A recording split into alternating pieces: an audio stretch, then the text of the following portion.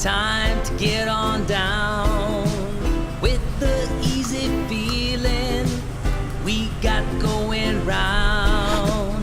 No matter what's going on, we'll get you in the mood.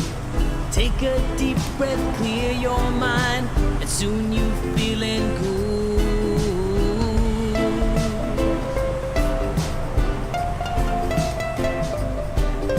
The Hamajang gang is the way we keep it real. Put aside our differences, aloha is what we feel. If all the people of the world could join us, then they'll see. Maybe they can finally find peace and harmony.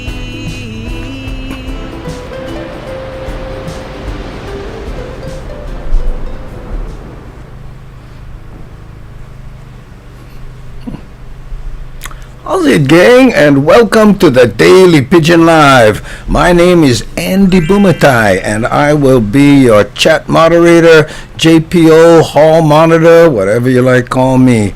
And here on the Daily Pidgin Live, we practice aloha, which means we are courteous to each other, polite, and we call ourselves the Hamajang gang. And the reason for that is Hamajang in Hawaiian Pidgin English means all mix up, any kind, because on this chat show we get people of different colors from different areas, different economic backgrounds, and many have some strong opinions.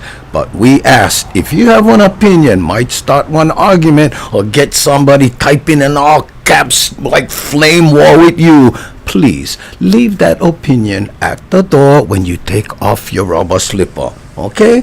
Because here we practice what brings us together, what we have in common, not what separates us. And when you leave, you are more than welcome to grab your opinion when you put on your rubber slippers, okay? And all we ask is that you take your rubber slippers, okay? Never mind cockroach somebody else's, more nice, and leave your dog-chewed bus-up boroboros for them, okay? That's how, gang. I'd like to remind you also that we broadcast simultaneously on Facebook, on YouTube, and on Twitch. And all the chat is together right here so we can see what everybody else is saying. Okay, so let's go to the chat window, gang. There we go. Are we there? No, never go. Wait. Oh yeah, there we are. Oh man, I'll never spockanize them good, okay?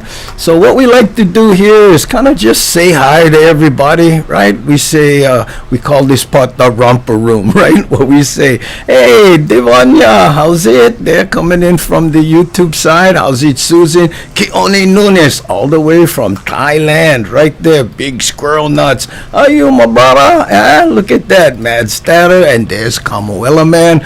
And if this was romper room, I would say, and I see Charles and Kevin and Kehaulani. And there's Susan R again. How's it? Everybody's saying how's it to everybody else. And that's how we like to do it. And there's Miles, our music teacher, Medium 7 Up, coming in from the Facebook side. How's it? Cool. Aloha on the Twitch side. That's my avatar crush right there. And Brendan, Howley Boy, McHugh. Aloha, Rich. He's saying, how's it? See how people are polite and like to say, how's it to everybody? That's right. We say here at the Daily Pidgin Live, when the rest of the world gets it together, they're going to all be the Hamajang gang. That's how. Hey, Dwayne. Hey, you there? Yep, I'm here, right here. You can see me or what? How you, beef stew? Hey, Keola P31. How you, my brother? That's young blood right there. Our 10-year-old YouTube star. Check out his channel if you like bugs and things that he picks out of the creek. Yeah, right there. Okay. Hey, Shakalaka, how you? Yeah, Andy, voice is much better today, I think. Oh, well, I'm glad. And I hope the mix between Jeffrey Meek, who is our guest today, and me will be better. Jeffrey Meek is an actor.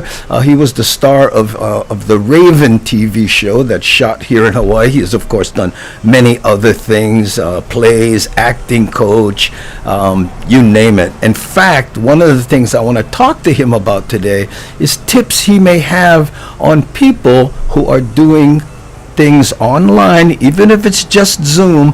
What can they do to come off a little more clear and, you know, they can just be more better on camera? How's it, Keone? What's this? Ooh, shakalaka. Hikipa ia oi ke valao pume iau. Ooh, ma hope. Well, okay. Now, excuse me while I go to the Hawaiian dictionary and figure out what Keone said. But there we go. Eke aloha. Oh, thank you. Every once in a while, you'll see someone just post a K. Okay, and what that is the lurkers, right? Too loud, Andy. What? Too loud. Now someone said just right, and now somebody's saying too loud. Okay, turn them down, small kind, see if this is better. Boom, boom, boom. Is that better right there? Okay, where's Midori, my dog ear? Roof, roof. Andy, a bit too loud. Roof, roof. Okay, thank you. There we go. Yeah, Big Squirrel Nut said the same thing. Okay, let me see. I'll just move this slightly, small kind of way. How's the music? All right in the background? You know me. Ooh, Twitch is sounding better than YouTube. Wow.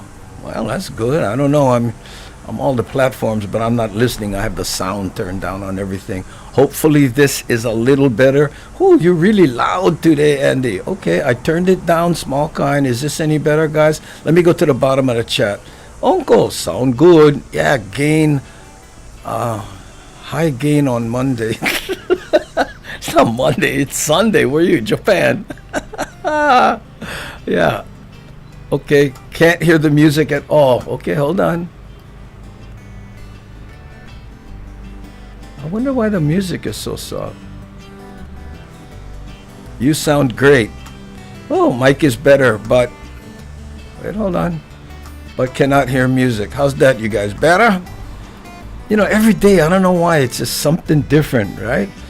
I'm gonna let the chat kind of do its thing here so I can check them out. There's the K. Again, when the lurkers, we ask them, hey, no shame, just hit the K. Boom, send them out so we know you are all right. Okay. Catch. Yep. And also, let's see. Aloha. Oh, music is good now. Oh, mahalo Midori, the happy dog. She get the ears there. That's right there. Oh, okay. Music good now. There we go. You know what? Just before we went on the air, my neighbors decided to, mow his lawn, and his wife decided to turn her motorcycle. So I don't know if they're still doing that. I don't want to even think about it. So if you hear something in the background, ask what's going on. Okay, supposed to say high gain on microphone. What does that mean? Supposed to say high gain on microphone. And again, it's not just the mic, you guys. Let's not get into a black hat session here. I'll turn it down. There's 3 ways to deal with the sound here. So, okay. If what is that? Viewer can click on YouTube video and adjust the audio by sliding the audio. Yeah, of course. I always wonder that, but I don't never say, did you think about adjusting your volume? But I could be overall loud, you know me, that's how. Also, by the way, if you are new here, you notice we speak small kind Pidgin English. And again, I always mention, not the kind deep Pidgin from, like the recesses of Nanakuli Valley and all that kind. We just speak just enough to remind the people who may have grown up in Hawaii about their small kid Hanabara days, okay? There we go. Okay. Oh, starting to settle down here a little bit.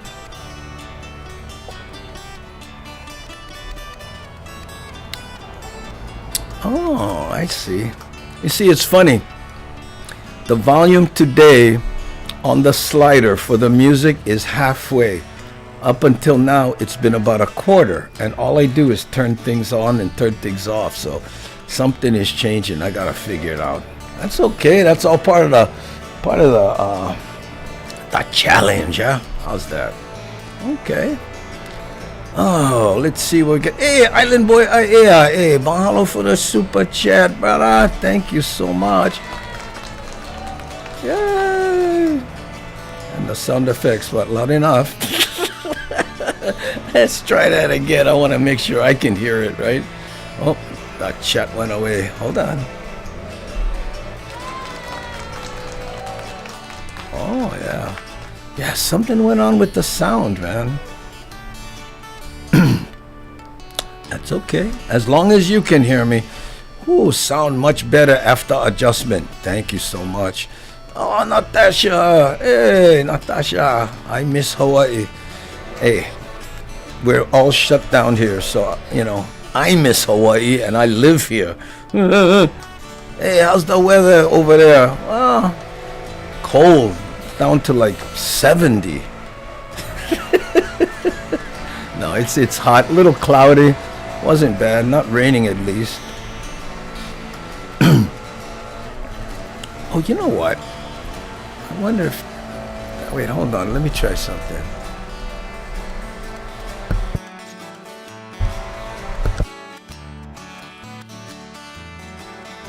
Oh, no, that... So, hold on. Oh, geeking out here.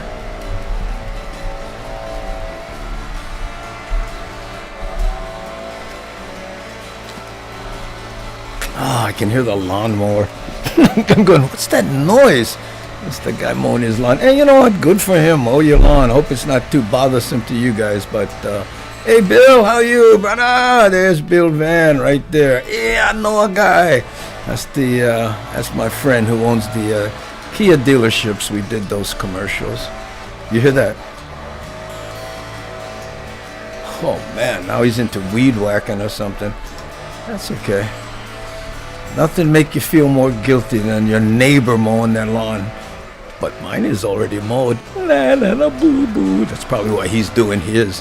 Hey, it's okay, Uncle. Yeah, thank you. Oh, in the deep recesses of Macau, get $1 million houses. Nobody talk Pidgin there anymore. No way. Really. I'll tell you how long it's been since I've been to the deep recesses. Oh, yeah. Well, maybe I gotta change on Waihole, yeah? What do you think? I go to Twitch now to help you out. Yes, you know, you guys, if you can, if you can go there and watch on Twitch and, and follow if can, because we're trying to bring up the, the count so we can offer more things to the viewers and stuff. I already made affiliate status, and I told you, right? They won't let me broadcast into Twitch after I'm an affiliate and to the other two, so we might do some black hat sessions over there, some behind the scenes kind of stuff. Oh, Andy, does the guy outside doing one show? I hope not.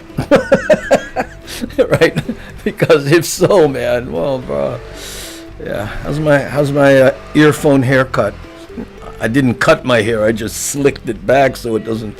I know. I ordered some from new in-ear monitors. You guys were here when that thing broke. Weird thing, man. I think just stop. But anyway, on the Twitch side, we might do some black hat sessions. In fact, when I was talking to Jeff Meek, our guest today. He's a coach, right? And he teaches acting and public speaking and all that. And I said, would you mind talking a little bit about how just regular people can do better on Zoom or just any kind of online thing? Because we're all having to do that today. And he said, oh, yeah, I'd love to. So that's some of the kind of guests I would have on the Black Hat sessions on the Twitch side, which I may change to black shirt sessions, because I have more black shirts than I have black hats. Okay. Okay, hey, slick back hair with dippity-doo. That's right, dippity-doo. No, Tres Flores, bro. You remember that? How about Brill Cream? Oh, hey, mahalo for the super chat. Thanks, Thomas the Turtle. You see, now that seems low to me. Oh, miss you guys. I've been dealing with fires on this side. Oh, pitching in with volunteering. Oh, that's good. Mana o'io. Volunteering, man. That's stay safe though, you know, because those fires.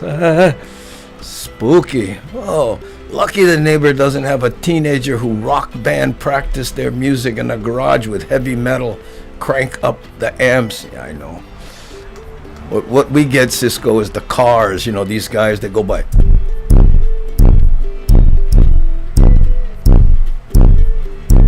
You know, and my joke is, hey, how about some treble? You know. Anyway. Yeah. Whew. But you have 10 black helmets. Yes, I do. And the way things are going, I'm going to need one today unless this sound thing doesn't settle down. Uncle, Tegan is doing homework because she got to go to our school tomorrow. Oh, she like, no, is that one Tori Richards shirt? No, it is not. I only have a few of those, you know. I think I have maybe 30 Aloha shirts and only about 4 of them, I think, are Tori Richards. She always asks, but that's nice. Hey, how's it? Thanks, Frank. Woo!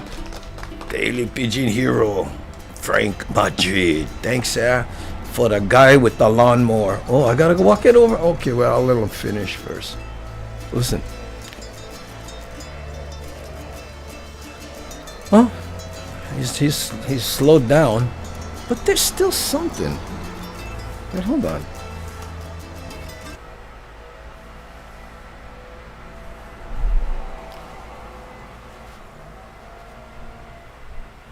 Yeah, I guess that is him. Weed whacker or something. It's okay. I'd rather have that than a guy with, 20 cars in his front lawn. I've had those kind of neighbors. Hey, how's it, Dave? Mahalo for the cake. Checking in. With the wellness right there. Ooh, and I noticed that Bagay's capital, so glad you have one good day, huh? And hey, it sounded like you were almost clipping before. Much clearer now. Yeah, thank you. I turned the gain down. Yep. And again, I'm not gonna whine too much, but all I did was turn it off, turn it back on. So something is. Oh, you know what? What do I updated the Ecamm Live software. I wonder if that defaulted a lot of the settings. But I'm not gonna think about it now, or you know what will happen. That's right. I thought it was a person. Didn't know you named for the kids. Oh no, sorry. Private conversation. Avert your eyes. Hey, aloha Vicky Asato and Susan R. Hey, Pualanin 609 local over there on the Twitch side. Let's check out Twitch. What are we looking at now? Oh, we get 8 people watching on Twitch, you guys. Mahalo. Yeah, if can, go check it out, and again, we will be doing some behind the scenes kind stuff there. Eventually, I have to decide how often because, I don't want to just say, hey, watch me, maybe I'll be on sometime. Oh, what's this here? Hey, Tamalali,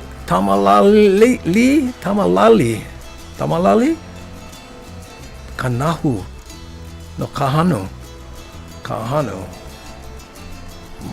Money Okay, we got to work on your name there, but mahalo for the K. I can pronounce that. Oh, thanks, coming in from the Facebook side. Appreciate it. Someone fires up the mower around here, gonna get hit with one fire extinguisher. I know, man. People do that, right? They go and then the blade hits the rock and starts a spark. Yeah, I heard about that. In fact, where was I? I think it was on Maui or someplace, and they have signs, because the state mows certain areas, and the residents put sign, "Do not mow here. I will," because they do it with a weed whacker, right, or something, because the state uses metal blades, I guess. Woo, 71 followers on Twitch. How's that, Brother Bruce? Yeah, mahalo, you guys. Appreciate it. Yeah. The next level will be 7. I'm not asking you to do it now, or even if we will, but if you get 75 people on average watching your streams, you go to the next level. I know. Whew. Hey, thanks for having Melvin lead on the other day. I never see her since before my mom passed away. Oh, she was good fun too. You saw the Instagram. She looked good too. Oh, she's still so cute, Oh, hey, Auntie Melvin gave you a shout out at the mention and mentioned the interview today on her show. Oh yeah, I was lurking her show in the beginning. She was small kind late, huh? I was supposed to start at 11, and then I was like, "Hey, where's sister?" And then boom, she came on. Sounded good too.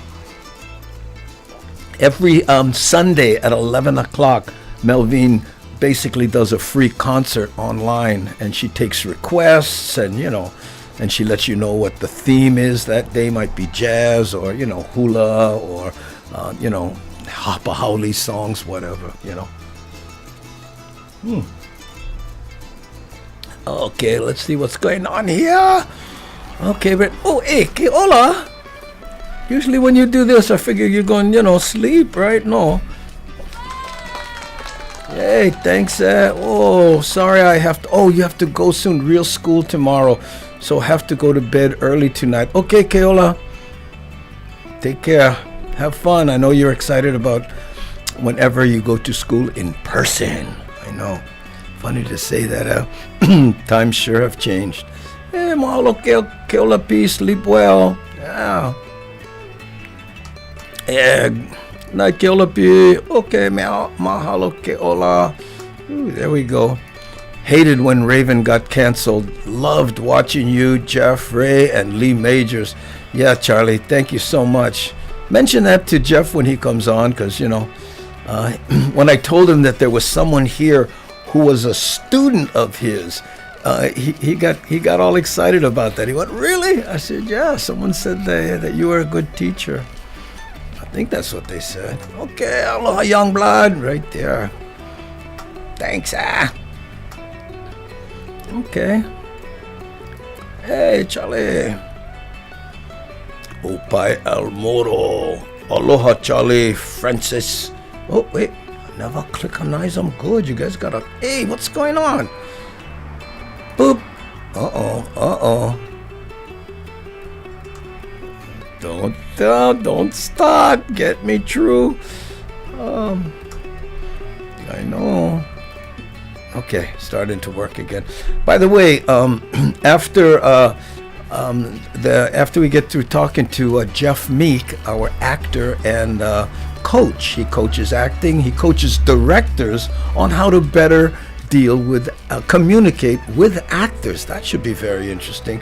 But anyway, afterwards, I did a little video, some of Kamuela Man's Big Island video, and I combined that with a new song from Lono. So we'll take a look at that after we talk to Jeffrey Meek. Yeah. Hey, Danny, how are you on the Twitch side? Okay, appreciate it. Andy, can YouTube and Facebook see us on Twitch? Yes, they can see the comments. Not only are they over here, right? You see the Twitch comments right there, and there's a Twitch comment, and there's one down there, right? Yeah. But everybody can see. The only place they can't see all the chats is if you're on YouTube. YouTube won't let us, invade their platform. Oh, now 11. Hey, mahalo. Thank you so much. Don't use fly zapper. Oh yeah, might start a forest fire. Yeah, I hadn't thought of that too. Yeah, those fly zappers, because they make a spark. Yeah. Hey. Twitch, but this taking a long time connection to chat. Don't know what that means exactly, but sorry, bro. Do what you need to do, you know. If YouTube works better for you, YouTube it. That's what I say. Andy, it's Facebook that won't let... What did I say? I didn't say Facebook? Sorry. You know, sometimes. So when I make mistakes, at least you know it's me, huh? Okay, let's see. It's about 5 minutes to 4. I wonder if we should start trying to bring in Jeffrey in case we get many hoonies. Huh? What do you think?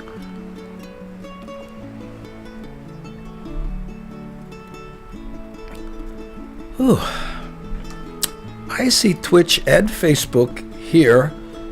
And oh yeah, I'm sorry. I made a mistake. Miles corrected me. I said Facebook won't let YouTube and Twitch invade their chat. That's what I meant. Oh, Cynthia. Andy, I am on the YouTube and I see all the comments. Says where they are from. Yeah, I made a mistake, Cynthia. I meant to say Facebook, not YouTube. Oh, what school you in, grad? Never grad. But I would have, I went to Waianae High School, and I would have graduated in 72, 73, or 74, depending on how you look at it. But I flunked 3rd grade, plus I was born late in the year, blah, blah, blah.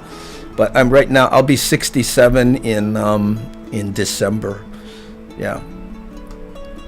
That's in Hawaii. That's how people ask what age you are. So, what year you in, grad? Instead of, hey, how old you? More polite, huh? Yeah.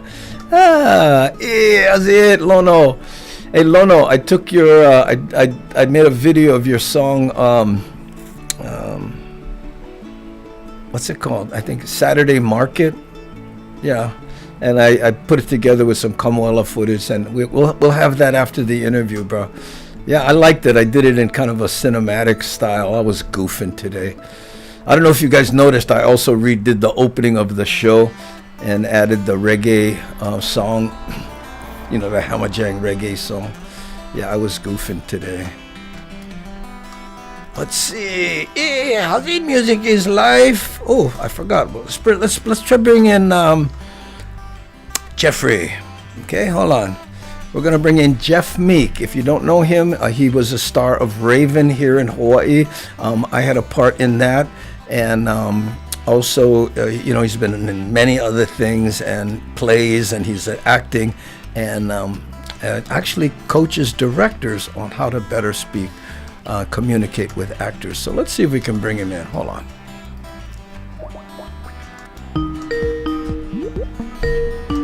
Okay, I gotta change this. Boop.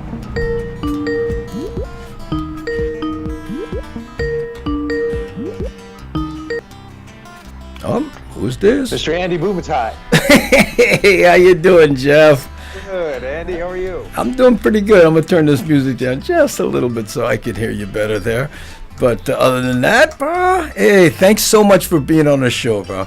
My pleasure, bro. Anytime. You look great, bro. Oh, thank you. Hey, thank you. Hanging in there, you know, doing what, you know, and it's funny, you know, with this Rona stuff, that it's just so hard not to constantly go to the refrigerator because you're bored. Yeah. Put a lock on it. Oh man. So how's interim fasting? I'm sorry? You ever do interim fasting? No. Yeah. It's good. No. Actually, I lost like 30 pounds just doing interim fasting. Really? Oh, you're serious? Yeah. And so, you know, if you go 16 hours and then eat during the period in between that, you can actually, you get pretty shredded pretty quick. Wow. Well, the body will process that food, you know, really, really fast. But you never had a problem with it. Give me 1 second. Yeah, sure.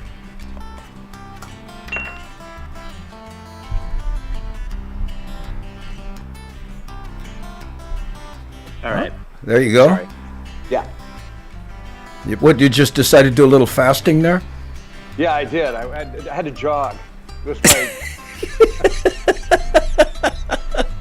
You know, but I was My starting to say, exercise for the day.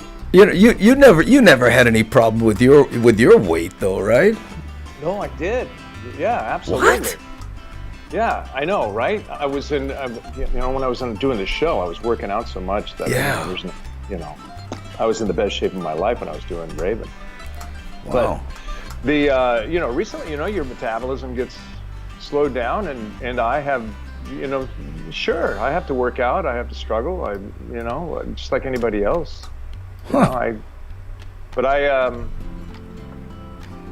What's funny is that when you start to do a little bit of working out and a little bit more than what I was doing because of COVID, I was doing way too much sitting. And so I was walking at night, and then after a while, the body has a memory, your muscle memory is still there. So I can lose weight fairly okay as long as I'm eating okay. Yeah, but hey, hi, Susan. Yeah, and then here's I'm just gonna go cycle through a little bit these. Aloha, guys. Yeah, folks, let me know if I'm blowing Jeff away with my volume or something. Just before the show, Jeff, Ecamm Live, the software I use, would you like to update your software? Oh yeah, okay. About a half an hour right after, and all of a sudden all my levels defaulted back to stuff. So I'm struggling a little bit here, but other than that, we're doing okay. Well, I don't know how you put that whole thing together. It's great what you've done, but I don't. Yeah. Well, one day. I'm so not internet savvy at all. But what I did want to talk to you about, Jeff, and I mentioned this in your introduction. We're thinking about doing these what we call black shirt sessions, where I help people from a layperson standpoint. I'm by no means an expert, but one of the things I wanted to talk to you about is little, since you come from a acting coach kind of background, what are some little tips that people can do to sound and better when they're live like this? Because there's more and more online nowadays, right? Yeah, I think with some of my students that I talk to that are just trying to find a way to be a little bit more present, there's a couple of things that you can do. First of all, I think if people get too nervous, and so I don't really think of nervousness as I've actually changed the wording of it. It's more of activation than it is nervousness, because nervousness has kind of a negative connotation to it.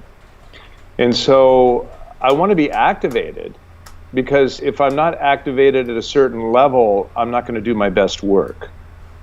And so I want to have a little adrenaline, but I don't want to be so overwhelmed with adrenaline that it's affecting my work. You got to know how to tone it, turn it up if you need a little more energy, and you need to know how to turn it down. And so there's a thing that I learned.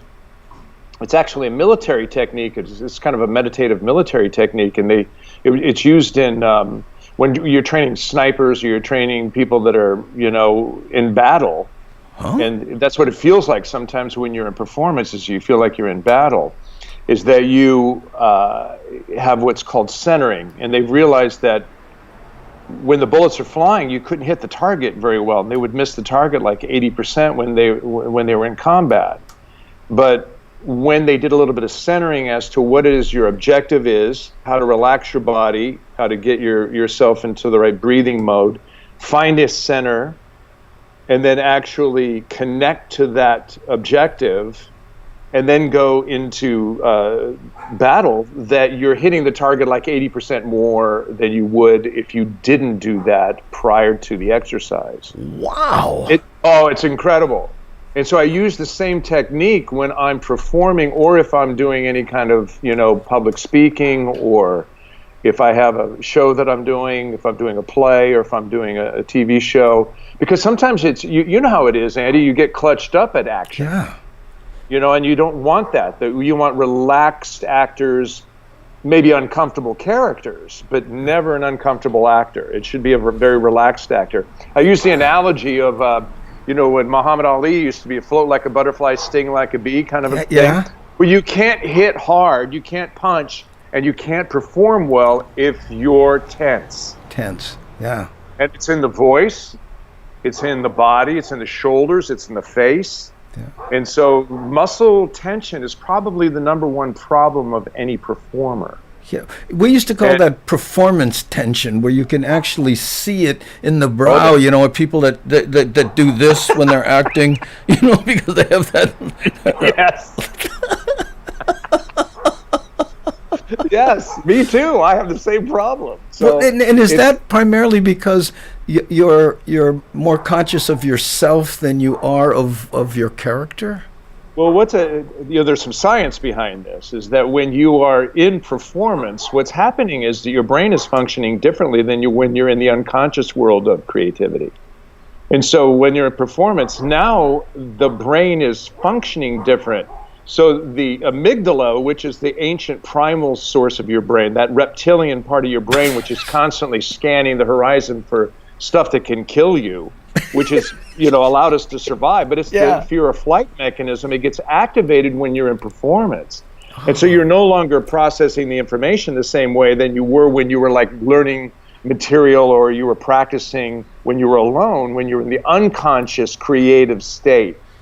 So you got to be able to know how to manage that transition from when you're in the unconscious creative state to when you get into performance level concentration. That is, it's called ultra consciousness. What it means is that you're watching yourself be in performance. Wow. And so that's what you don't want when you're in critical performance. You want to be able to manage that. It doesn't go away. Yeah. That'd be, you don't try to make it go away, but you got to be able to manage it. Manage nervousness. So you're actually taking the adrenaline that you have, for any kind of public speaking, even if you're going for a job interview. I mean, one of the number one things that people are afraid of in the world is public speaking. Wow. Getting in front of somebody, and they'd rather die than get in front of people and talk or perform. Well, And so a lot of comics say, what their number one fear is dying while speaking in front of people. But you know what, Jeff? I mean, this is that's all on like such a high level. How does that relate, on an easier level to people like, again, who want to do a cool Zoom call or something? Yeah, I just think that you have to find a way to relax yourself before you talk, because what you want more than anything is just be present. Have you ever heard of Amy Cuddy? No. Amy Cuddy wrote a book called Presence, with a C, and it's a book about how, what her analogy of this is that you can fake it until you become it. And so if you're afraid of being really present with someone, or you're in public speaking, or you're doing anything in front of people. Hey Jeff, hold on for a second, Jeff. Everyone's saying that you're so low, and I have every gain possible on my system cranked to the max. Is there any way that you can get closer to a mic, or are you using that little? Yeah, I'm using this. Should I just take it out? Here, hang on. Yeah, if it feeds back, we'll deal with it. Huh? Now I can't hear you. Yeah, you can't hear me. Well, what I'm saying is, everyone's saying that you're very low, and again, I have everything I can crank higher on this side. Let me see if I can crank it up here. Hang on. Sometimes, are you on a Mac? I am. Okay. If you go into system preferences, and then there's a button there that says sound. Yep. And then there's a button there that says input. Right? There's like output and input. And then input. Yeah, if you go to input, then there's a slider there. Sometimes you can raise the volume on that. Is this better? Is this better? Not really. Try output and maybe slide that one, crank it a little bit. Okay, let me see here. It says output bar. There's usually a slider down there. What about balance? Is this better? It's not about balance. There should be like a, like when you speak, you can see the slider bounce around, and there's a slider that you can increase that. No?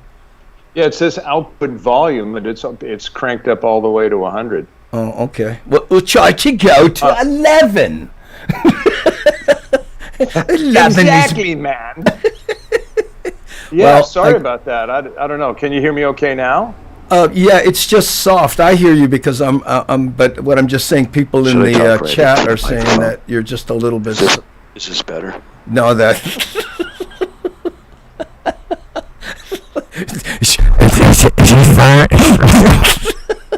Is this better? Yeah, I'm okay. Someone said here, look here. I don't know why. Because it sounds better. Someone said, It's a little better. Yeah. I'll project as if I'm in the theater. All right. Okay. Yeah, I think so. Yeah, that'll be okay. Yeah, and plus, yes, Midori, that was my dog. People do it. Your dog is barking. Well, he's in another room. I can't really go over there, but yeah.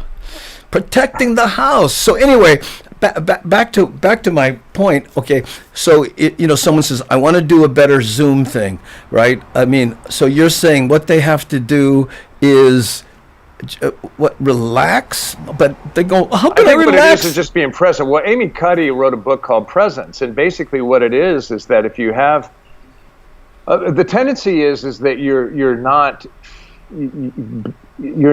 it's not being in the room.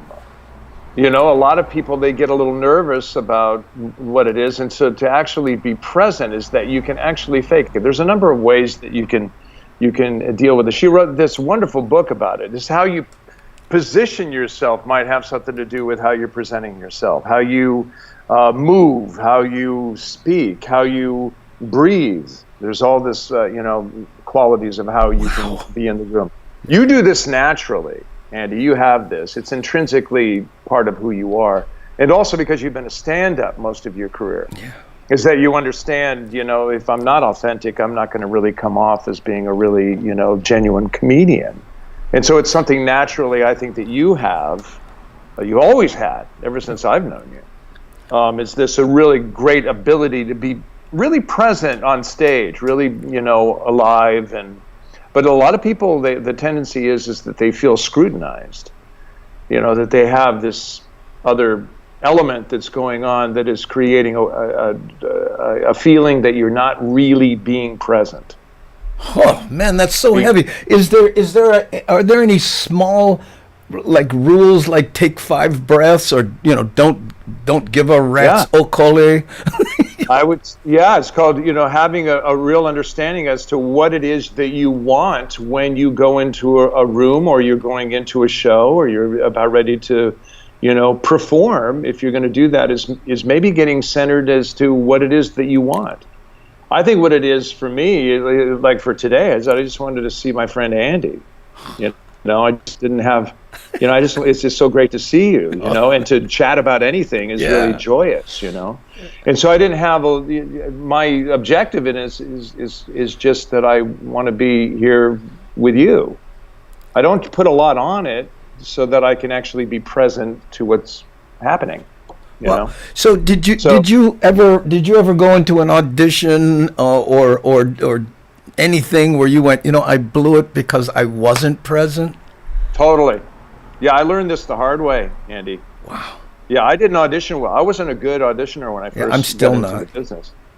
Yeah, it's not easy. It's a very challenging thing to do well because it's so unnatural. You're going in and performing for a casting director, and it's just really unnerving. And so I had to find ways and techniques, and from other masters. It's not something that I just came up with. I did a lot of research on it as to how am I going to be better at taking a meeting. And I think everybody in their life, if they're going to do any job or anything, if they're trying to get a promotion or anything, has to take a good meeting. Is that how to be certain of what you want in the outcome. Mm-hmm. So my idea of going to an audition changed. It used to be that I got defensive and I thought it was me against the world kind of a thing, and I was successful a little bit, but in spite of that approach. And then what I would do with later on in my career, what I ended up figuring out was that I'm just, the idea is that I have a performance to give. They've asked me already to perform. Yeah. And so I want to go there and create a gift to give to these people that, and also I'm meeting old friends. I usually, I'd know a casting director for years. I get a chance to really connect with them again and just have a nice chat, and also say hello again, and also give them the gift of, my work, and that you have a chance to perform. And so I try to keep it simple this way. And then when I left, that was it. The gig was over, and so I could move on. And I would actually try to celebrate a little bit for, I don't mean that, I just wanted to be kind to myself and not beat myself up if I felt like the audition wasn't as good as I wanted it. I just try to do optimal work. I just wanted to be as good as I could be, It's funny how, the audition isn't just the audition. Afterwards, it's the audition if you're trying to sell a show. It's an audition if you're trying to get a bank loan. I mean, there's so many different kinds of auditions, I don't care if you're trying to get a job at McDonald's. I don't care. You can be as good as you can be, to be present so they can see all your great qualities. Are you capable of carrying on a conversation with a human being is a really, really big deal. And in this day and age, it's, especially with the COVID thing, it's meant, human connection is wow. It's, it's challenging. You walk down the street with a mask on, it's hard to really see whether or not somebody's even present at all. Well, that's my point. We're all on your face. You can't see it. I'm sorry, Andy. What? No. I was going to say that was my point. So many people are seeing loved ones or seeing a job, and they're doing it like this. You know what I mean? Right. So that I guess the last thing you want to do is be kicked back like this and go, hey, I really like to have this job. So you, I guess, body position and even the type of chair you sit in would all. Well, again, it starts with what do you want? So let's say you go in and you say, I'm going to take this meeting. What do I want at the end of the meeting? It's a good question. I think what it is when I walk out of the meeting is that it might be that I want to get these people to trust me. How about to respect me? How about to like me? How about to let's see, how about to just, enjoy my company? Keep it simple. Yeah. But if it's respect, then you have to be respectful. There's a number of qualities that you might want to bring in the room. Mm-hmm. Is that, you might want to bring humor. Humor is a really, important thing when people get nervous too. Is that, it's, as it's really an icebreaker. Yeah. Sometimes there's a danger to be too funny, and get out of being yourself and becoming a comedian who's not really there, doing their act or something. Here Brian said, sell yourself, but I'm hearing that you're not really selling yourself. You're trying to find authenticity within yourself. Yeah, well, I think what Brian's getting at is that you want the best part of you to be exposed to the person so that they'll actually, want to either hire you or be around. When I'm casting someone, most of the time, if somebody is, I have a spy usually out into the casting office before they come in the room. Because if I really like the actor's work, I will ask my spy, how is that actor in the other room with the other actors? Because I'm interested in the personality of that person, because I have to be married to that person for 2 or 3 months, maybe a year. Maybe if I'm doing a series, it's for years. Yeah. And so it's a marriage, man. So I want to know whether or not that person's genuine. I want to know if they're nice to the other actors. I want to know if they were nice to the casting assistant. This is really important information. In fact, if I'm going to hire anybody, Andy, on my shows, I really use references. I will, your references are incredibly important in this business, as you know. Yeah, well, let me tell the story of us on the set with Lee Majors at the bar. Remember? Now, for those of you who don't know, a lot of times you're in talking place. About the show or after the show? No, this was just before we were trying to shoot it, right? And we were all principals were in place. I was behind the bar, and you and Lee Majors was at the bar. And of course, there's always some kind of hang up, so we ended up, So I was goofing around, and I started doing the blind bartender. Hey, excuse me, what can I, pouring and missing the glass and goofing around. And Lee said to me, "If we could just get this guy to concentrate and listen, and you pay attention or something." And everybody, the whole set went quiet. And then I turned to him and I said, "I'm sorry, I wasn't paying attention. What were you saying?" Right? And you cracked up and you said, "Way to fight back, Andy," or something, and it really broke the tension. But again, that's you understanding how to handle it by your best quality is the fact that you have this tremendous sense of humor. You have, and also yourself really well. Andy, you've been doing this for a long time. But it's just like when I go into an audition, and I think most people who've done it a lot know you're not right for every part. No. I think what it boils down to for me is that you as an actor or a professional person at all, you're really a public servant. And so when you go into these situations where you're feeling like you're going to be scrutinized, really the idea should be that I'm there to give a gift. I'm here to gift myself and also my skills to the event that I'm being asked to apply for. And so if that's the case, then that feels there's a humility to that. There's a presence to that. There's an honoring of that relationship between either a casting director or a boss or an employer or whatever the case may be. So my take on it is that, am I being really genuine so that they really see the best qualities of who I am?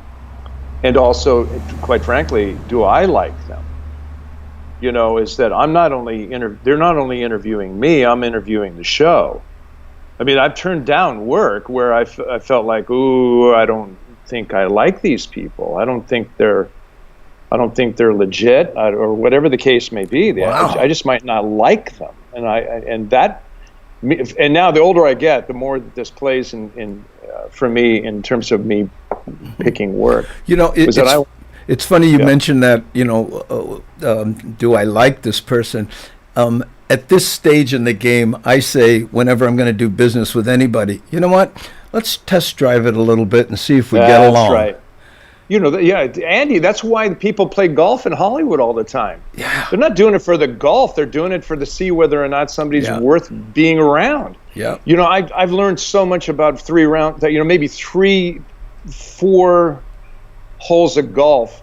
I know more about that guy than I would if I spent 3 days with him. Because there was one time I was on a golf course, and I was playing golf with this guy, and I was thinking about doing this show with him. He was a producer, and he got his ball up on the green at one point, and then he marked his ball by putting the mark in front of the ball toward the hole, which is not the way you're supposed to mark. So I gave him the benefit of the doubt. Yeah. And then when he placed his ball back, when he was about ready to putt, he put it in front of the mark. Small thing. And so he was cheating by maybe the size of 2 golf balls. Yeah. And then I just went, if he could cheat like that, do I really want to work with this person? Yeah. So I didn't work with him. It was just how he was marking his ball on a green. Yeah, I had a friend who said, whenever you play golf with somebody you're going to do business with, play $1 a hole, because if they'll cheat you for $1, he says, and it's it costs you $20. So what? But the lesson also, you learn. You see how they deal with adversity. If they hit a bad shot, how do they handle that? Golf is a lot about the immediacy of result. Is that my desire was to get the ball to go straight, and it's not going straight, and then what is the emotional response to that failure? And that that's what we're doing as artists, is that you're putting out one artistic fire after the next. If you have a crappy fireman with you, who wants to work with that guy? Yeah. Wow. So that's a big part of how I choose my cast and I choose my crew. is that I interview them mostly just as human beings and not as to, their resume. Obviously, they're going to be good at what they do. They've been doing it for a long time, right? I'm not really worried about their skill set as an artist. I'm interested really is whether or not I want to hang out with that person. Yeah. A lot of people don't have these skills too, and it costs them dearly. I know a lot of very, very famous people that have ruined careers because of who they are. Just as human beings, they just have no skills as a human being. Well, I was on a big show here, had a nice role. The pilot never even saw the light of day. The star will go unnamed because the producers looked at each other and said, "I'm not doing a 5-year run with this guy." Right. Exactly. It happens all the time, Andy. It happens all the time. That's why it's really important to have some skills, just as how you are as a human being. Wow. I mean, it's quite frankly, I call it living the artful life. So if you want to be an artist, I think it's really trying to create more soul in your work, trying to find ways to be able to relate to other people in a loving, compassionate way. I mean, what are we doing as artists and as comedians is you're trying to find a way for your community to be better. Yeah. And finding more compassion in it and finding ways that we can get along and that we can love each other rather than be violent and hate each other and have division. And that's the job of the artist. And so if you can't do that as a human being when you're in the arena as an artist, what are you doing? Yeah. If you're not living the artful life, I'm not quite sure what it is that you're attempting to do. Might as well just go be a banker, or I'm not putting banking down, but something other than trying to create art. Yeah. It's funny how when you say, you do it for the art, right? You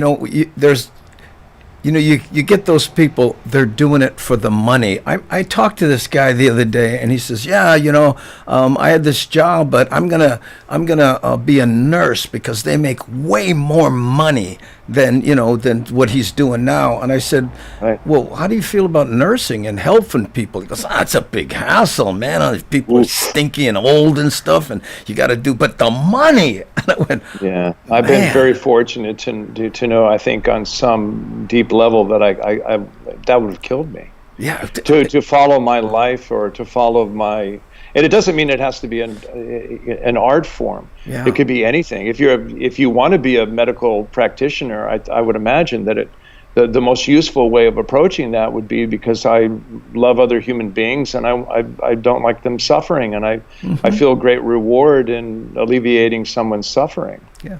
What other kind of what other kind of job, non-art jobs have you had that remind you of how lucky you are today?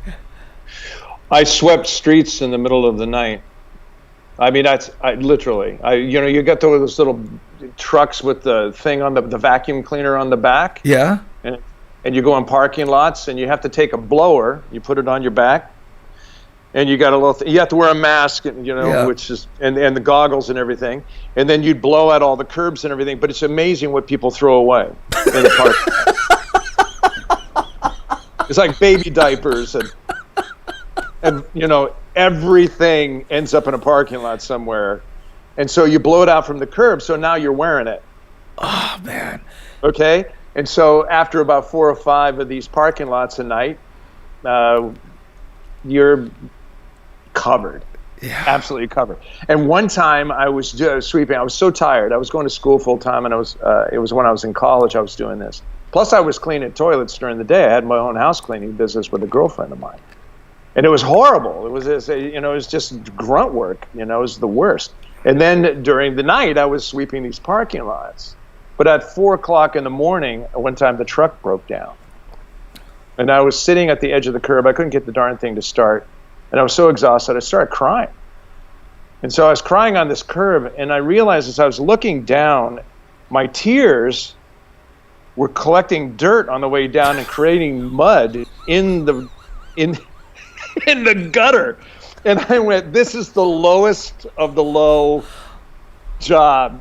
And so I told myself at that point, I said, you know what? I'm doing this for a reason. This is for me to have a vocation rather than a job. And eventually I'm going to tell this story on the Andy Boomachai show. Yeah. There you go. Yeah. And then it's going to be something that is just going to be about my journey. That is. In fact, I have a little bottle of muddy tears that I've saved from that day. So that was a rough gig, man. Oh, that man. was a rough gig. That's a hard job. I really respect people that are just digging ditches, man. Yeah. Thank God we have people that can do that stuff, man. But it is also valuable to have a job like that. Like I said, mine was washing dishes and working the calf pen in a dairy, right? Where every once in a while you go, like you see people that get the job and then they're on the set and they're going, this sucks, this is terrible. I'm thinking in my mind, calf pen, feeding calves at 5 a.m, right? So what else you got coming up, Jeff? I know you always got a lot of. Too.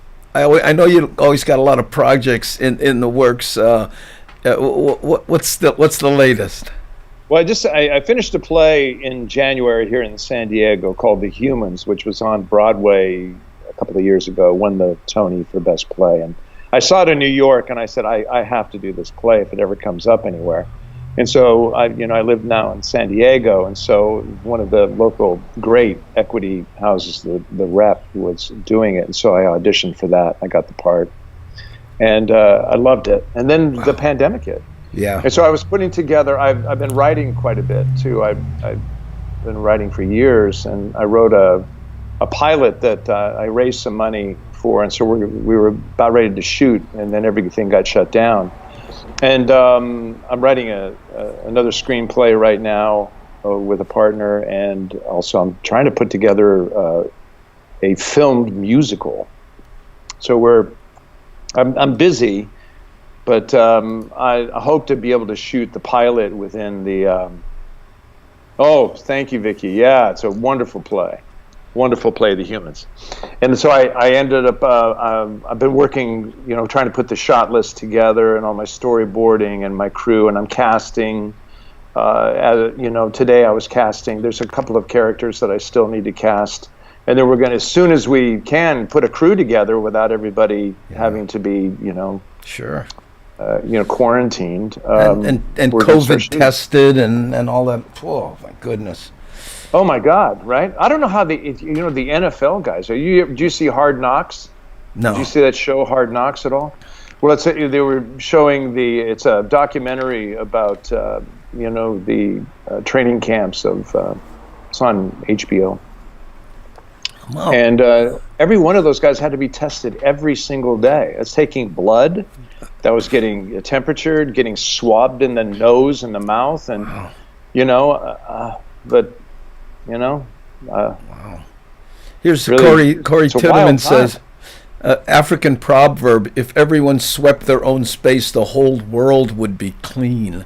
Yeah, that's really cool. I think that's absolutely right, Corey. I agree. And when's the last time what's great about the pandemic, if you want to make a good analogy for it, it's allowed me to actually be more reflective about the things that I can clean up in my own space. Yeah. And in my own heart, and I can reach out and make connections because I'm freed up with some time because I don't have to travel so much. I was traveling back and forth to Los Angeles like 3 days a week. I teach at the LA Film School as well, and I was working at my studio in LA. But that's a lot of travel, and so it was taxing on me. So that's been. I thought, well. The pandemic has kind of allowed us to be a little bit more reflective on who we are. Yeah. And so why not, when's the last time you cleaned up your own closet, your garage, I mean this literally and figuratively. How about building the garden around you a little bit more beautifally? Yeah. It's easy to burn stuff down. It's really hard to build anything. Or appreciating, what you do have as opposed to what you don't, just kind of switching your priorities, right? Hey, here's Charlie Francis, and he's a big Raven fan. Hi, Charlie. Why did Raven get canceled? I had them on VH. I think what it was, from what I heard, and I'm not the head of the network, but show Walker, Texas Ranger, which was Chuck Norris's show.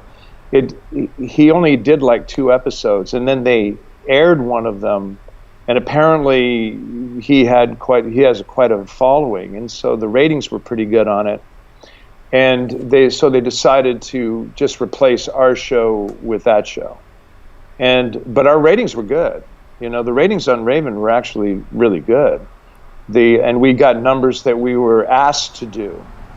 But the other thing about Raven too is they moved us around a lot. I don't know if you guys remember, yes. Is that we didn't have a real time slot, and it was hard. It's hard to keep an audience, when the audience can't find you on the station.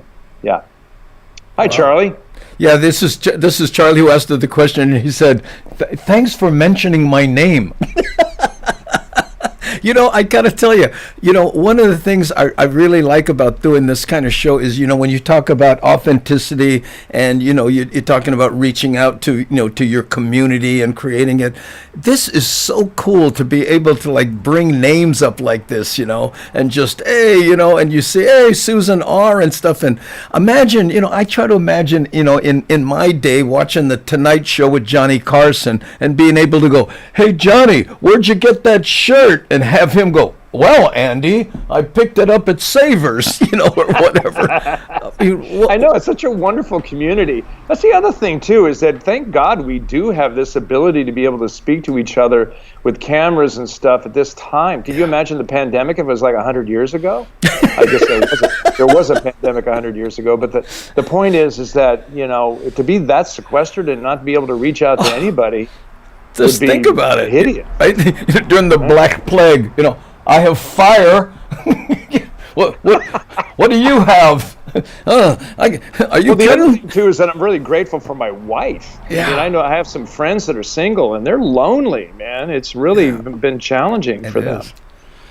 Susan, you mentioned Richard Thomas, and I think are you referring to the fact that he did the Humans in Chicago?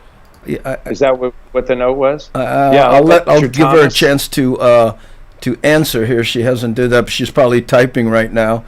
But yeah. You're referring to Richard Thomas. I love Richard Thomas. I think he's great. And I heard he was really good in the play, too. I wish I would have seen that production. I saw it on Broadway, and I just thought that, Reed was killer. That play floored me.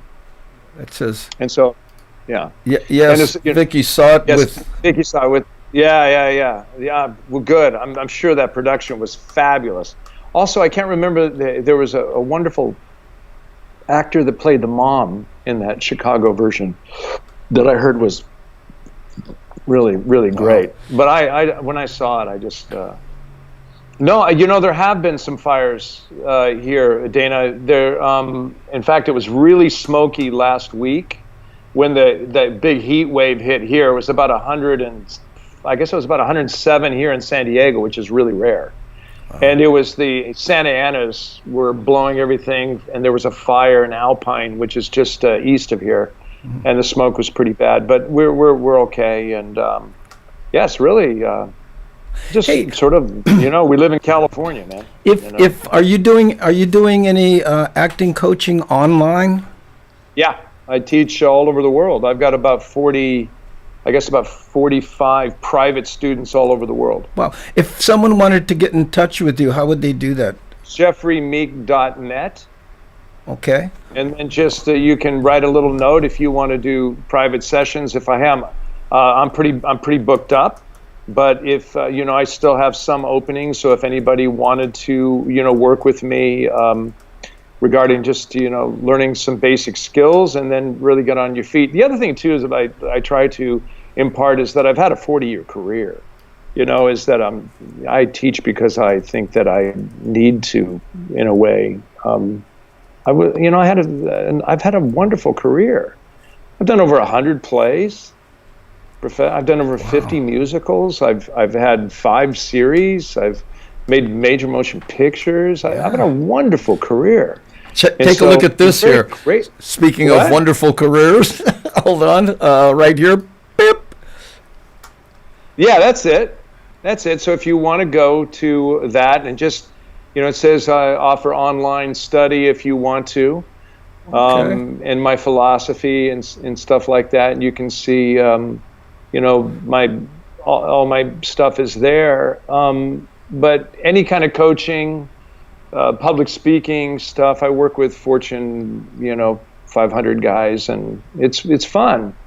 And I just enjoy it because I think, after a while, it's just that I think that I have something to add about what not to do when you're approaching the business.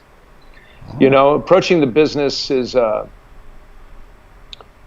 to take meetings is a good one, but also how do you, now being an actor is incredible.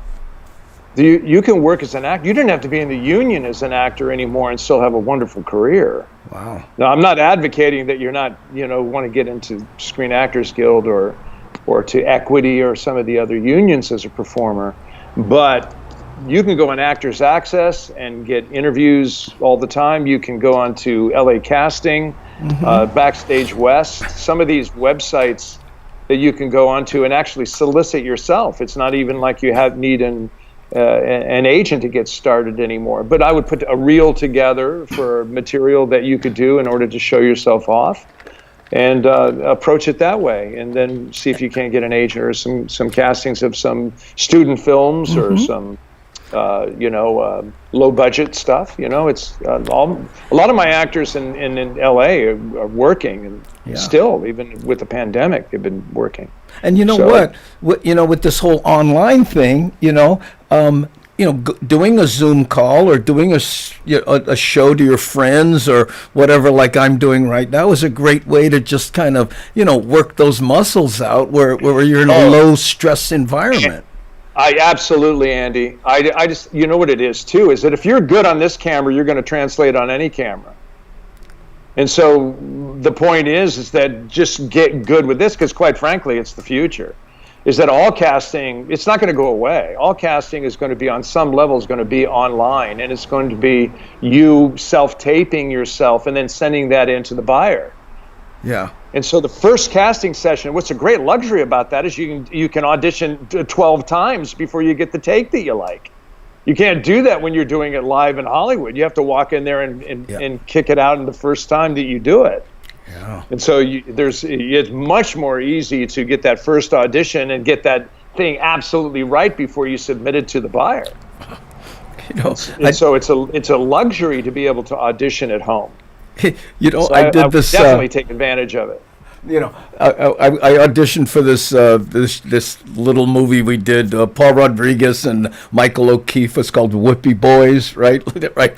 So we go in for the audition, right? And the casting agent is over here, right? And someone says his phone number. He's sitting next to a phone, right? So they said, they said, well, could you bring Andy in? So I go to the phone and I call him, and he, ring, yeah. Have I got the job? From the outside. And when I came in, he says, all right, man. And I got the gig, Well, that's fantastic. Well, because I think So who called in? Michael called in? What's that? Who called you? No. I'm saying I was in another room. I was in a room outside. They were in this room, and I went to a desk there because I figured out the guy's phone number, and I called him before I went in. You know what I'm saying? So and it was a comedy where you had to do a lot of improv and all that kind of stuff. And anyway, it was one of, I guess my point to that is, don't be afraid to reach a little bit. Oh yeah. Yeah, absolutely. Quite frankly, to be a performer, you really have to just be okay with failing. Yeah. You're not going to get good at anything unless you're willing to try something. And so you got to be able to put it out there. I think most of I've been casting a lot lately, and so I'm seeing a lot of auditions. In fact, for one part on the pilot that I'm doing, there was 983 something actors for one part. Wow. And so I went through all of their, it was on Actors Access. And so I saw all the actors, and I, kind of weeded through about maybe half, 3/4 of them just by resume, seeing whether or not I felt like they were even worthy of being in the mix. And then if they had a reel on there, I'd take a look at it. Now, I would look at the reel for maybe 30 seconds if it wasn't good. I can tell whether or not an actor's got any chops at all in about maybe 30 seconds of a reel. Yeah. And so then I didn't have time to look through 900 different actors fully, and not, I don't have 5 minutes on each one of those. There's no way. And so, but if it was good, I'd watch all the way through it, and then I would bring that person in and I'd have them audition. But the reel, in the first minute of your reel, you better be knocking it out of the park. Otherwise, it's going to be bye. And again, you're not going to be right for everything. So sometimes you might be good, but they go, you know what? I'll put them on. I've gone in for. Yeah, but quite frankly, with that is that's true. But sometimes I will cast. I have an idea of someone in the cast, and then someone blows me away that I didn't think was right for the part. Mm-hmm. But they're just so damn good and so interesting that I just go, wow, that just changed my mind. Yeah, Amy Hill. Amy Hill with Magnum PI said she got called in for this part, and it was for a black rapper, and she's this Hawaiian looking anti-type, and they went with it because she said you just go in there and you just do it, and yeah, she delivered. Yeah, if you got chops. The other thing too is if you get turned down with work. Now I don't think of work as whether or not you're being rejected. Reframe rejection, because you're going to be dealing with it. You're going to be looking for work after every gig. I don't care if you're winning Academy Awards, you're still going to be looking for work after the next film. Yep. And so rejection is protection. So if somebody doesn't want you in that particular show, that's protecting you. You have to be leading into something else. You shouldn't be doing that. You should be doing something else. Wow. And now the other thing too is that I've been rejected on certain things, and I'd complain about it, bitch about it a little bit, and then I realized what they were doing is that they were saving me for a bigger role. And so they did. A couple of times I've been called in on something, and it was kind of a guest star or something on a episodic, and then afterward I didn't get it, and I go, God, I really nailed that. I wonder what happened with that. And then about a month later or so, they go, hey, we want to bring you into an arcing character on the show.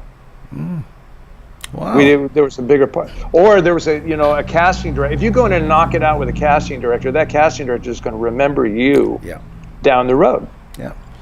That's what happened. First gig, I'll give you an example of this, if you don't mind, Andy. No, go for it. When I first got in the business, the first job that I had was I was auditioning for a show called Santa Barbara. It was a soap opera in the 80s. The girl that was on the show that I was playing opposite was Robin Wright, who was, she's the great, she was married to Sean Penn, and she was on House of Cards, and she's she was the Princess Bride. Mm-hmm. She's a great actor, and a great career. And I got the part. I was playing opposite her on that show. I waited for it was about, I guess, 3 or 4 weeks before I was going to start shooting. And then the producers called me and said, well, Edge of Night was another soap opera that was on, and it got canceled. And so the actor that was on that show, we like him a lot, and he's available now, so we're going to fire you and hire that actor. This is my first gig. Wow. And so I was devastated. My family thought that I was lying to them. Wow. They thought, they went, how do you get fired if you haven't worked? And so they're all blue-collar people. All my friends and family thought that I was lying about it. Well, the casting director, she was so upset about it, unbeknownst to me, she quit and she went to New York, and she was casting another show in New York. She called me like 2 months later and said, Jeff, I have an interesting character for you. I'm going to fly you out, and we're going to test you for it. I went in, I tested for it. I did that show for 2 years. It was a successful gig. Yeah. And then the person that went and took my place on Santa Barbara got fired in 6 weeks. Wow. So you never know why things are happening the way they are. They're just the way the universe is kind of floating you around. You're just on the journey, right? Yeah. My wife and I have a code, and the code is A-Team, right? Because I was called in when they were looking for a new character on A-Team, right? And when I got Is that how you met Lupo and Ashley and those guys? Yeah, that's exact. Well, actually, it was Riptide earlier on, and I did Right, some. but that was Lupo too, right? Yeah, it was all the same, family there. But anyway, I go in there, I do real well. They call me in the office and they shake in my hand, and the one producer says, "I guess you're going from here to the Mercedes dealership, huh?" And they all laugh, and I'm driving home and I'm thinking, man, this is it, right? LA trying to make it. I get home, bring. We decided to go another way. I know. I was happy for the 45-minute drive home. It was like, oh, man. So every time something comes up like that, hey, you got it, my wife and I go, A-team. Yeah, careful. Yeah, careful. So again, you want to go in. It's a performance when you're auditioning. You just want to go in and do your best work and then let it go. It's hard to do. It's not easy. It's challenging. Almost impossible. I try to now promise myself, if I'm going to go in on a big audition, after that audition, I'm going to treat myself to something like a good dinner, or I'm going to go to the beach and hang out, go surfing, whatever is going to help my soul kind of, cleanse, recover. Because I know that I need to move on. I can't just, be so. The thing about being an actor is, for me, is that you have to have sort of transparent armor. You know what I mean? You have to be very vulnerable and open, but you have to be tough. Yeah. Because you're constantly being, I think this is why actors, that when they get successful after a long struggle, is they become kind of jerks because they've been beat up so much. They haven't had a victory for so long that they're going to hang on to it with everything they got. Yeah. It's like, I finally got some respect, man. And so they get, a little crazed by it because there's been so much, struggle to get there. Yeah. Wow. But I'm with you. It's you have to find a way. You can easily get boy. Yeah, but if you get a little bit of an ego at all, just wait a few minutes and you'll get your taste of humble pie. But Jeff, and I've said this on this show leading up into your appearance here, how I've worked on a lot of shows, of course, a few maybe series regular, but the actor, it always, their attitude trickles down to the rest of the show. Oh, no doubt about it. You know what I'm saying? And you on Raven, right? Your groove was so cool that the whole set was cool. And I tell people, I said, you talk to him now. When we went, on that little car ride when I was over there that time, right? I love that. Yeah, in LA.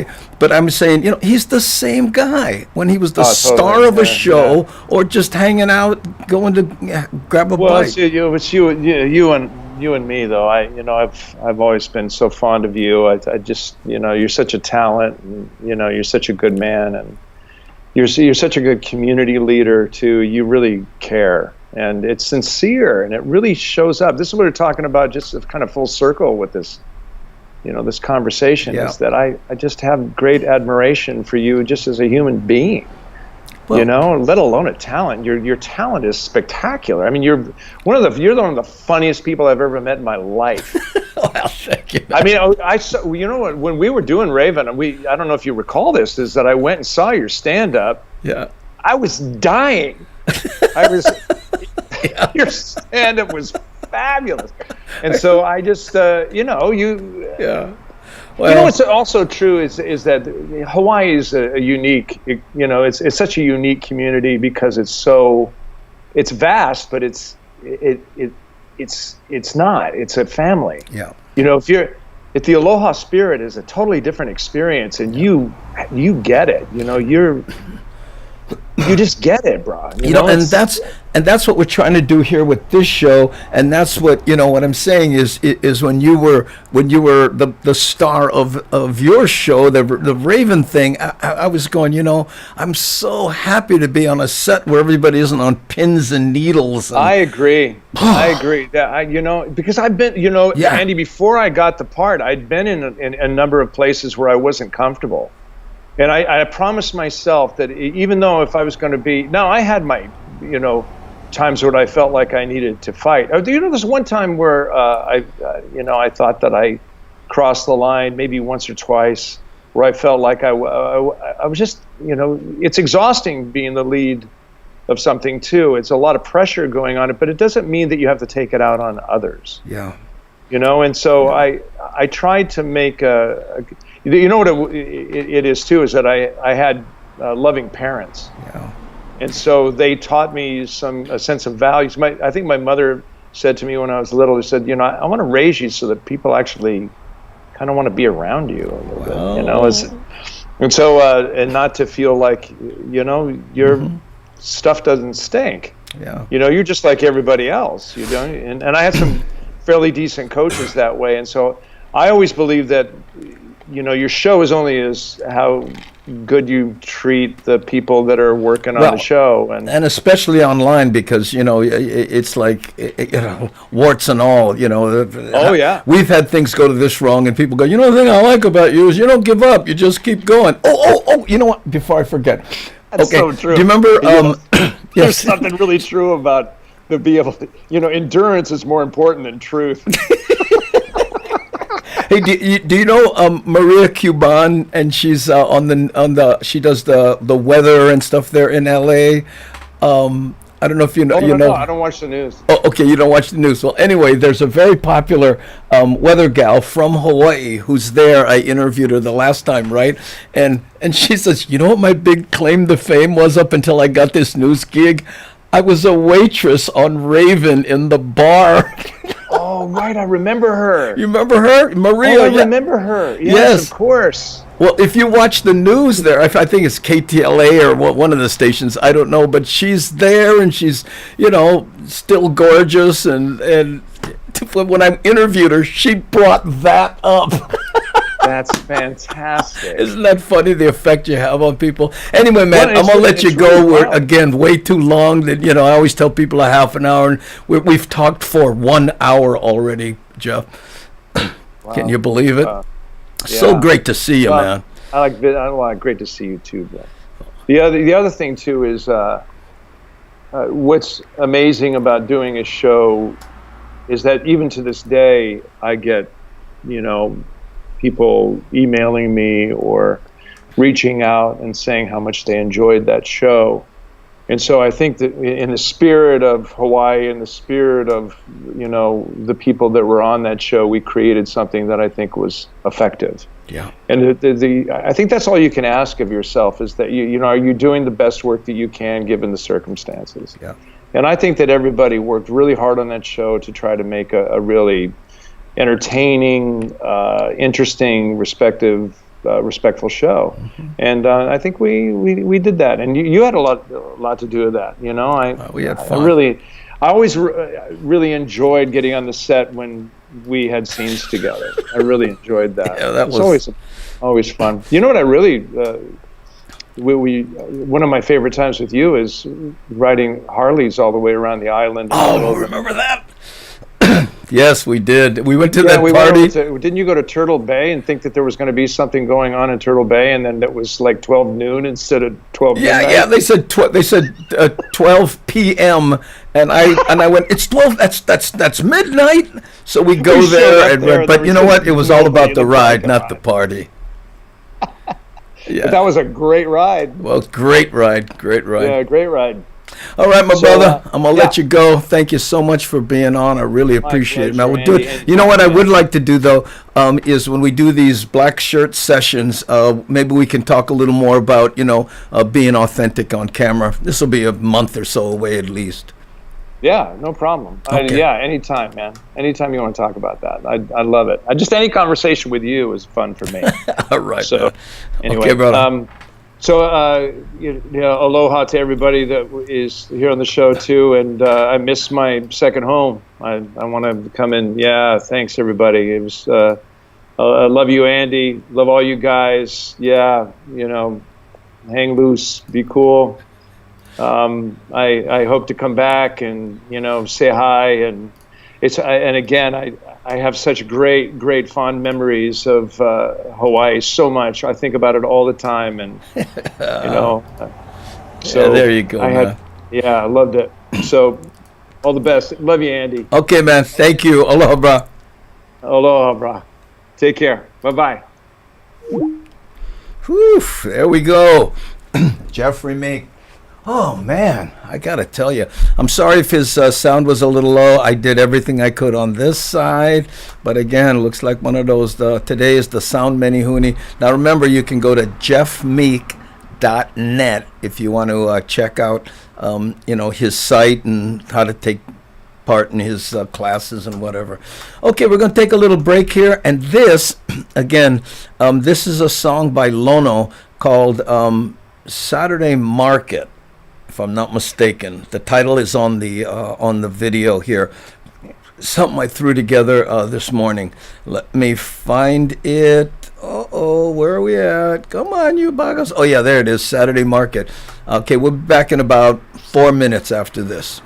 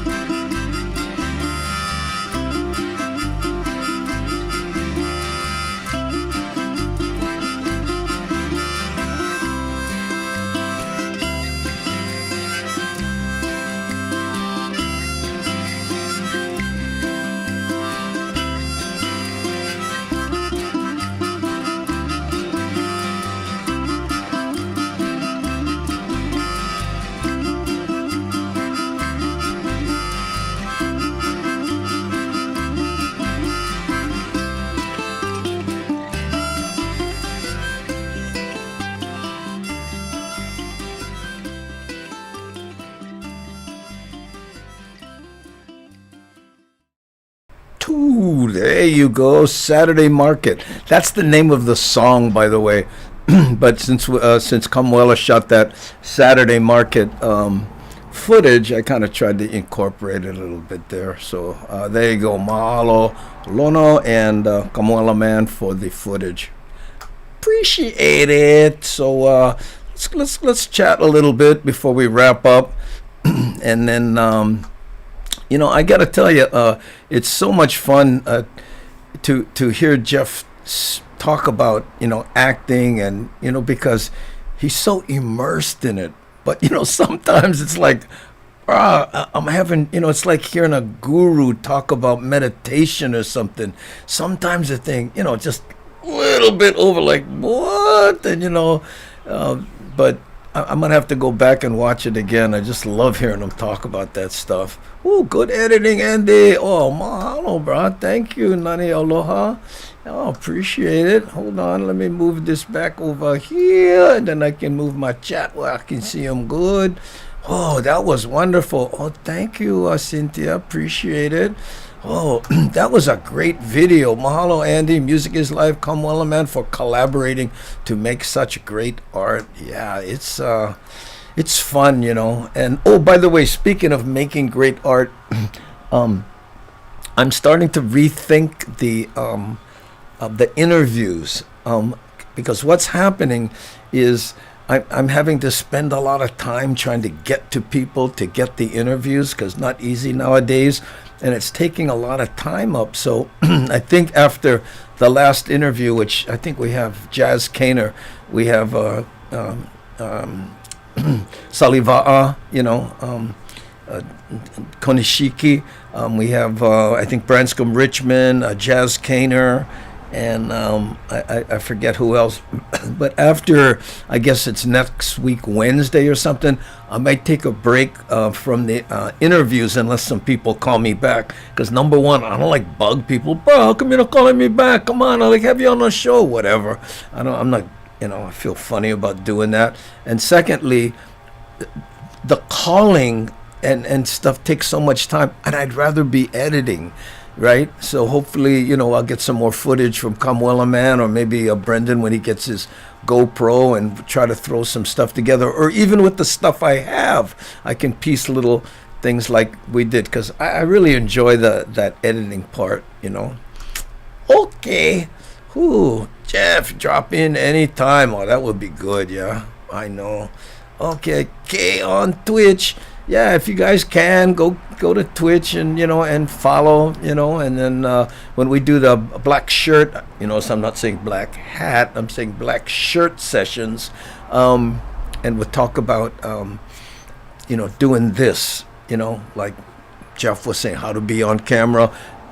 Sound, maybe today isn't the best showcase for that, but cameras and lighting, from the perspective of someone who just kind of learned it slowly as we went over the last. I'm not an expert in all of that kind of stuff, but sometimes it's easier to talk to guys like that. Bro, what about lighting? I won't be talking about lumas. I'll be talking about, when they can see you good, right there, about enough. Like Jeff could have used a little more light, and sometimes you can just take like a desk lamp and turn it up and put it on yourself. Makes all the difference in the world. Small, cheap, easy kind, Andy, have you considered doing one interview per week? Yeah, you know what? I'm going to revisit it, Auntie Bagel, and maybe I should have done that from the beginning, right? But where I'm at with it, because I'm all by myself, is if I don't do interviews, then I got to plan another kind of show, and now I'm planning 2 shows, right? You know what I'm saying?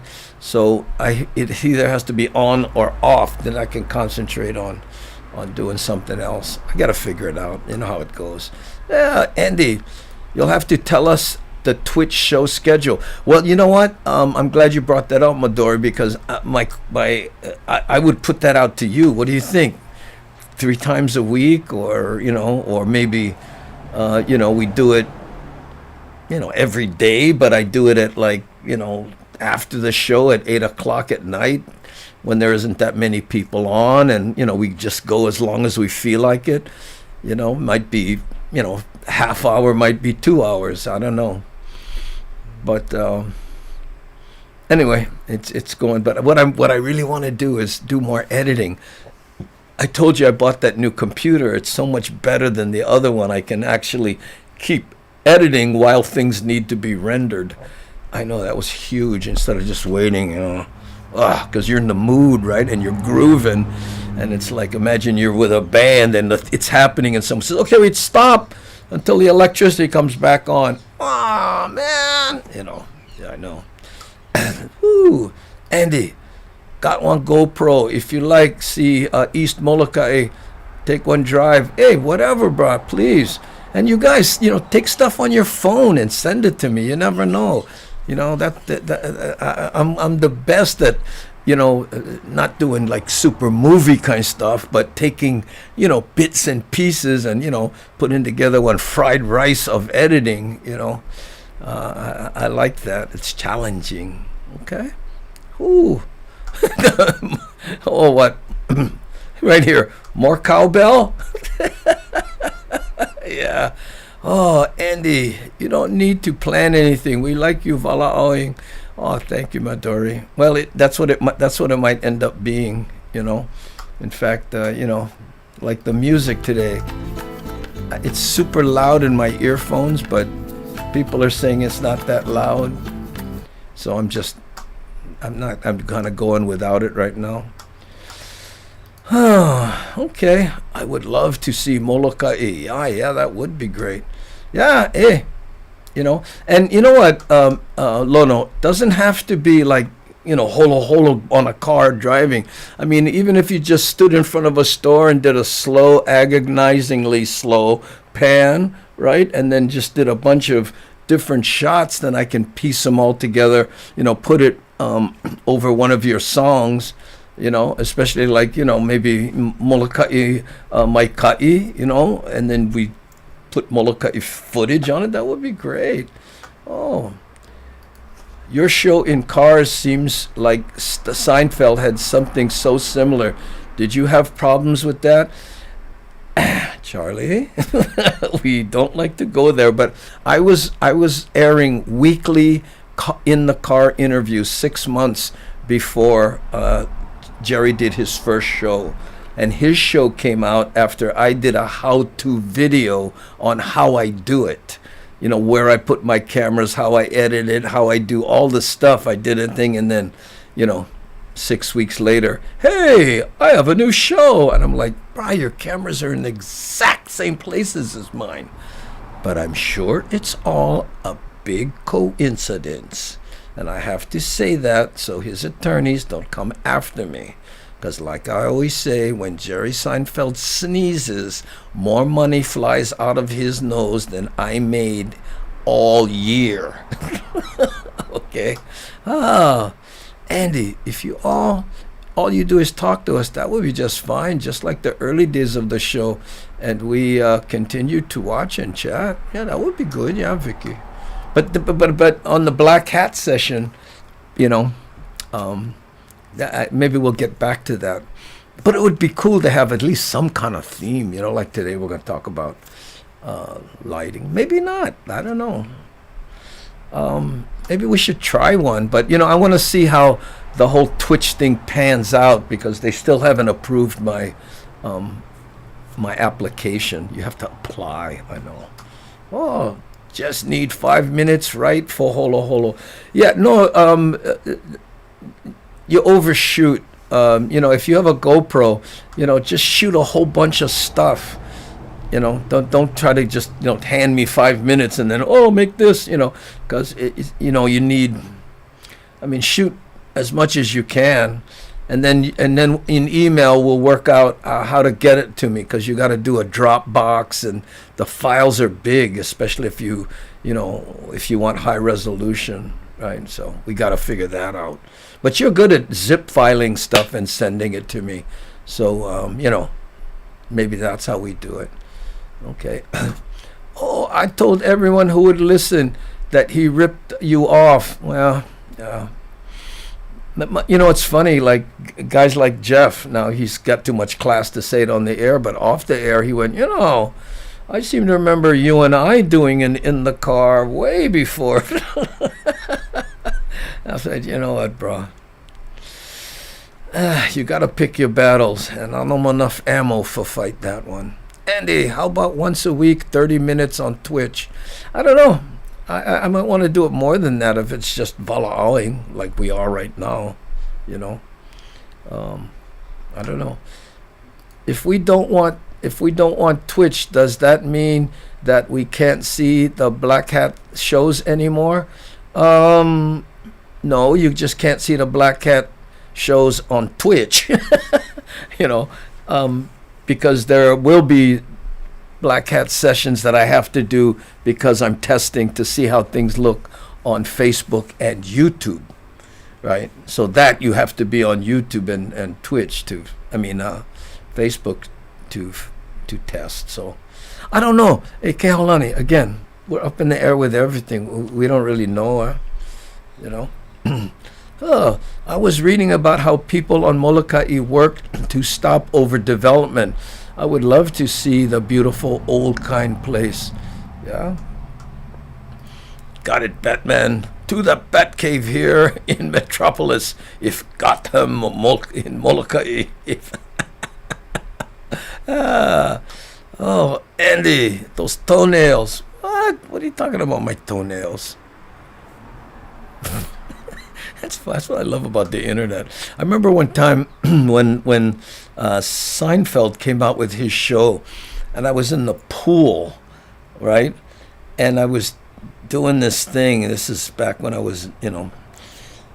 Anyway, and I was just, you know, wringing my heart out about how I just lost everything to someone who has so much money, and why would they do this and kill my little show, you know, when they have so much?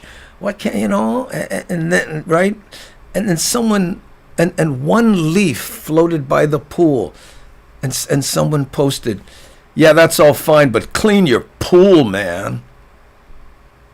I'm like, oh, okay. Sorry. I know. It's funny. Those toenails.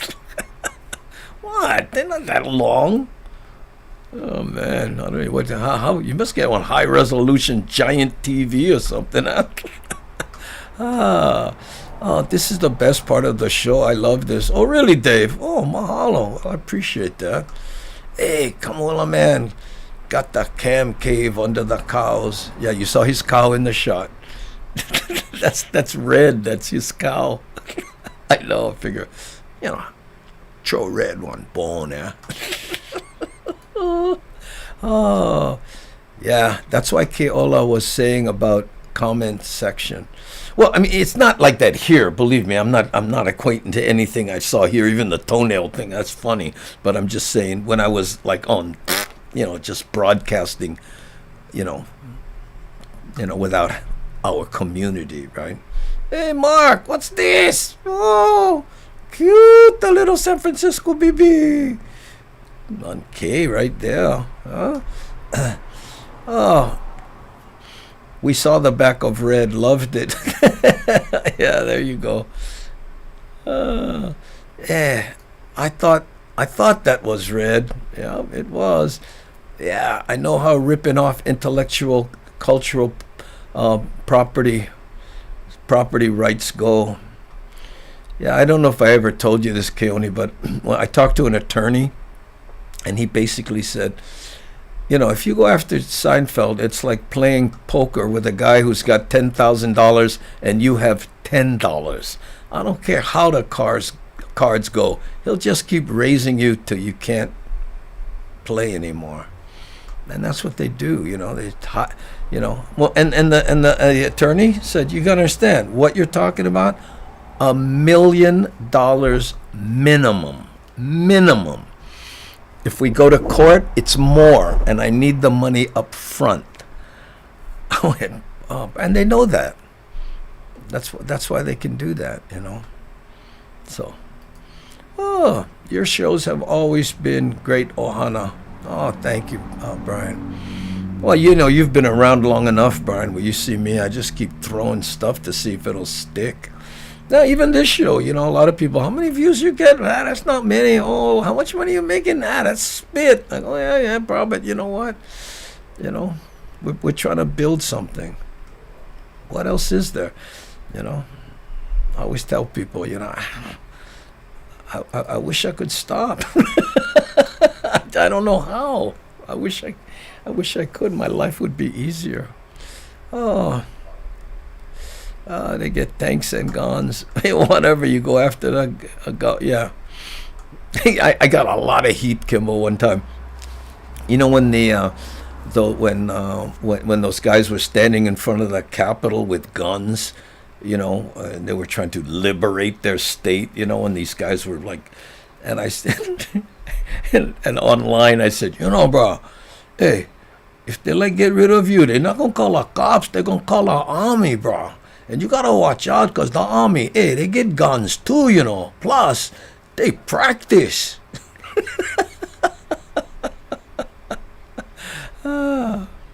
And I put up with a lot of heat. Well, you know, yeah, it was a joke. Lighten up, fun it. And I didn't say anybody was right or wrong. I just said, you know, notice. Because what one of the guys had said, he goes, why are you carrying guns? And the guy said, because we're protesting, and if they try to move us, you know, we can protect ourselves. Oh, okay, I catch. Ooh. Build back the Hawaiian. No. See, that's polemics right there, brother.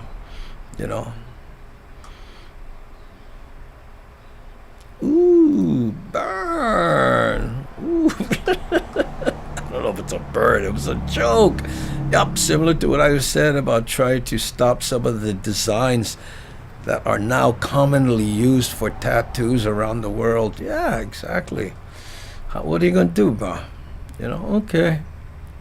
Oh, you see how it starts. One small little spark, and look at it. Army can afford ammo these days. Yeah, I know where you're going with that, Andre. Please don't, okay? My fault. I shouldn't have said anything, but again, I wasn't favoring one side or the other. I was just trying to tell a joke, all right? And at least you didn't wear one puffy shirt, bro. One puffy shirt. You mean the Filipino one? I think the women did that, huh? Oh, I think you better. I like you better. Never liked. Well, you know what? Hey, Seinfeld was fine, but you know what? His show was popular, and you know, yeah, it was a little bit to do with Seinfeld, but it was the cast. You know, every once in a while you put people together and everything gels and everything works, and you're just a cog in that works. You know, I don't think it's like Taxi. You know, Taxi was a great show, but how many people went, I'm going to tune in and watch Judd Hirsch? You know, you didn't. I don't think you tuned in to watch Jerry specifically. You watched to see the show, you know, which was very entertaining. You know, but you know. Anyway, okay, you guys, I'm gonna wrap it up here. We just pala'aling, and I will see you tomorrow. Let me see where my where's all my stuff? Oh, here it is. Man, I gotta figure out this sound thing. Okay, we're gonna play the song. Thank you guys for watching, and a special thanks to my friend Jeffrey Meek for the insightful dialogue on being authentic in front of camera, and I guess being an actor in general. You know. Oh, what's this? Oh, I would love to see the Hamajang jams. Wishing for the future. What is that, Hamajang jams? I see. Oh, you mean when I edit stuff together? Yeah, well, they will. You know, I'm gonna keep doing it. I enjoy doing it, bro. All in the Ohana and School Days, still two of my faves growing up. Oh, thank you, bro. Appreciate that. Try casting and timing makes it. Try casting and timing makes it work. What kind of casting? Like fishing casting or casting actors in a movie? I do not know, and I'm familiar with one more than the other. You guess. Okay. Great interviews and shows as usual, right from Mahalo. Okay.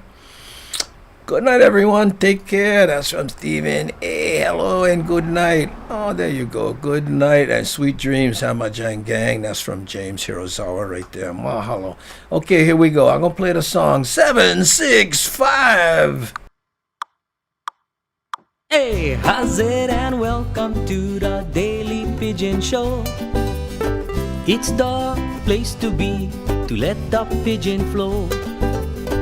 The Daily Pidgin Show with Andy Bumatay. Mahalo nui loa to you for stopping by.